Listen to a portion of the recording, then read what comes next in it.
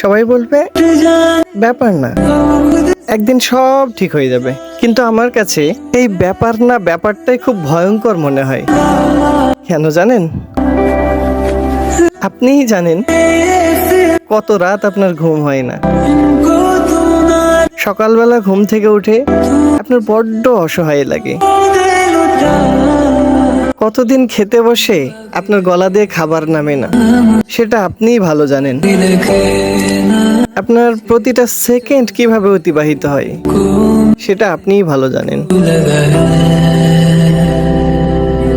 মাঝে মধ্যে আপনার দম বন্ধ হয়ে আসে, সেটা আপনি ছাড়া কেউ বোঝে না, বোঝার কথাও না। যার সাথে হয় সেই জানে।